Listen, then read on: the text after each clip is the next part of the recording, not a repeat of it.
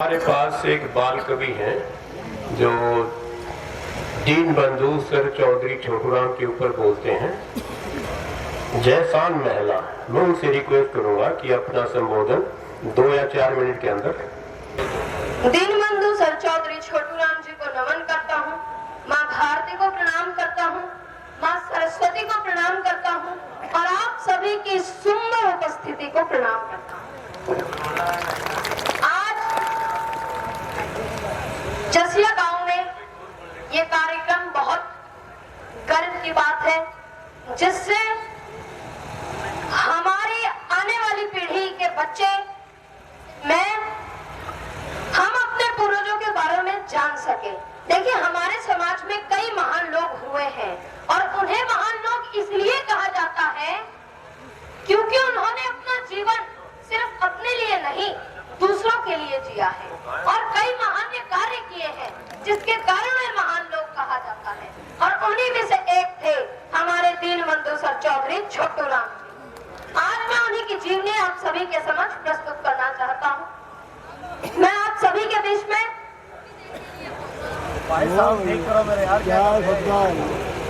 Hello, मैं आप सभी के बीच में थोड़ी देर के लिए हूँ। कृपया आपका ध्यान मुझ पर हो। दीन बंधु सर चौधरी छोटूराम जी का जन्म 24 नवंबर 1881 को हरियाणा के रोहतक डिस्ट्रिक्ट के गांव कटी सापला में हुआ था। इनके दादाजी का नाम चौधरी रामरतन व पिताजी का नाम सुखीराम औल्यान था, जिनकी 3 संतानें थी, चौधरी नेकीराम, चौधरी राम स्वरूप व राय रिचपाल। राय रिचपाल अपने भाइयों में सबसे छोटे थे, इसलिए सभी परिवार के लोग उन्हें छोटू कहकर पुकारते थे। स्कूल रजिस्टर में इनका नाम छोटूराम ही लिखवा दिया गया और यह महापुरुष आगे चल के छोटूराम के नाम से ही विख्यात हुए। छोटूराम जी ने अपने गांव से 12 मील दूरी पर स्थित मिडिल स्कूल झज्जर से अपनी प्राइमरी शिक्षा ग्रहण की, लेकिन इसके आगे पढ़ने के लिए उनके पास पैसे नहीं थे, तो उन्होंने पढ़ाई छोड़कर अपने पिता सुखीराम जी के साथ खेती में हाथ बंटवाने लगे।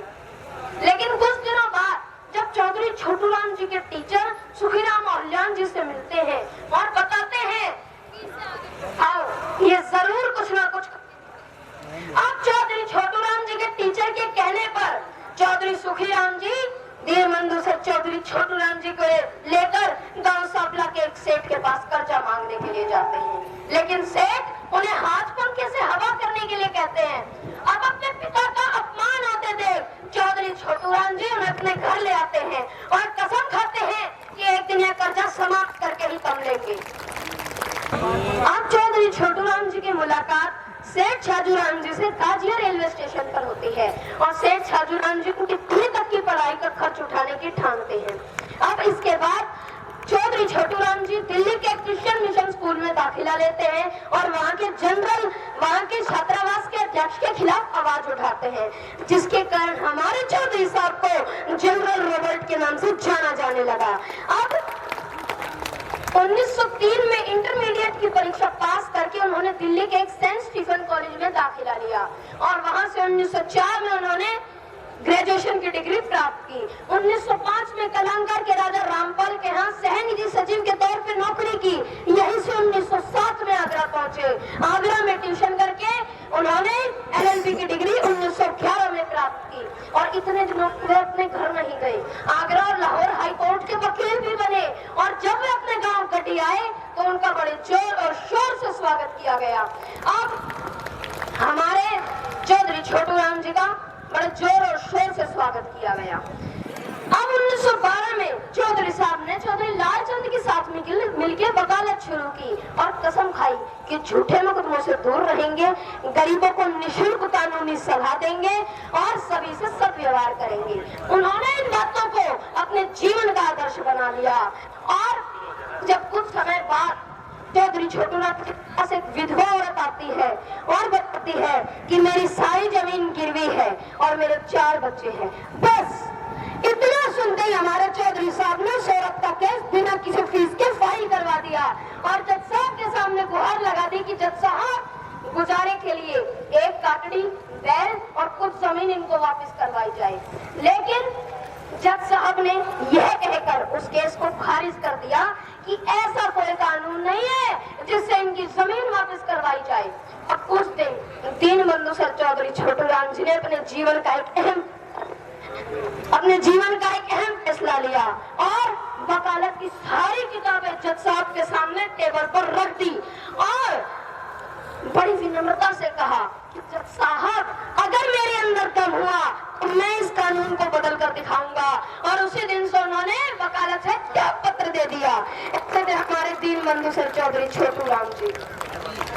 अब राजनीतिक कार्यों, सामाजिक कार्यों और कांग्रेस पार्टी में शामिल।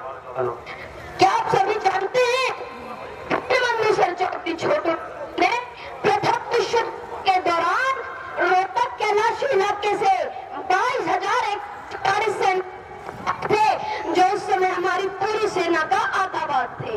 1913 में जाट स्कूल की स्थापना की, 1915 में जाट गजट अखबार की स्थापना की जो हरियाणा का सबसे पहला अखबार था। अंग्रेज हुकूमत और साहूकारों के बारे में लिखा गया। अब 1916 में चौधरी साहब को कांग्रेस पार्टी की तरफ से पहली बार जिला अध्यक्ष बनाया जाता है और इसके बाद हमारे चौधरी छोटूराम जी इसी तरह की एक बहुत बड़ी जनसभा को संबोधित करते हैं और सभी किसानों को समझाते हैं कि ऐ बड़े किसान, मेरी दो बात मान ले, बोलना पहचान ले, बोलना तो सीख और दुश्मन पहचान ले। अब इस भाषण और जाट गजट अखबार के कारण रोहतक के डिप्टी कमिश्नर चौधरी साहब को देश निकाला सिफारिश अंग्रेजों को भेज देते हैं और जब करवाई तो पता चला कि छोटूराम तो नाम ही क्रांति है, अगर इन्हें देश निकाला दिया तो बहुत खून खराबा होगा और यही सोचकर उस सिफारिश को खारिज करवा दिया गया। चौधरी साहब ने कभी पीछे मुड़कर नहीं देखा और वैदिक धर्म और आर्य समाज में अपनी आस्था बना ली।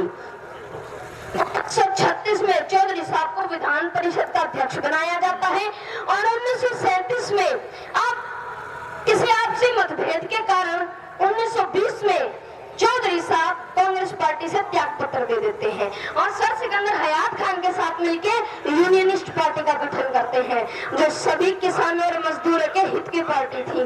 अब 1937 में आम चुनाव करवाए जाते हैं 133 और यूनियनिस्ट पार्टी उनमें से 99 सीटों पर विजय रहती है। ये थे हमारे दीनबंधु सर चौधरी छोटूराम जी, 99 सीटों पर विजय रहती है। अब उन्होंने बचपन में जो कसम खाई थी उसको पूरा करने का समय भी आ चुका था। तो चौधरी साहब ने सबसे पहले 2 सितंबर 1938 को साहूकारा बंदीकरण एक्ट, 9 सितंबर 1938 को गिरवी जमीन मुफ्त वापसी एक्ट और 5 मई 1939 को कृषि उत्पाद मंडी अधिनियम एक्ट और 11 जून 1940 को व्यवसाय श्रमिक अधिनियम एक्ट, कर्जा माफी, पंजाब ग्राम पंचायत एक्ट, संपत्ति स्थानांतरण एक्ट, ऐसे कानून बनाकर उनको पास करवाने का कार्य हमारे चौधरी छोटूराम जी ने किया। और अंत में इतना ही कहना चाहूंगा कि उन्होंने 8 जनवरी 1945 को बाखड़ा बांध की स्वीकृति दिलाई और 9 जनवरी 1945 को अचानक तबियत खराब हुई और उन्होंने लाहौर लीली कोठी में अपनी अंतिम सांस ली। चौधरी छोटूराम जी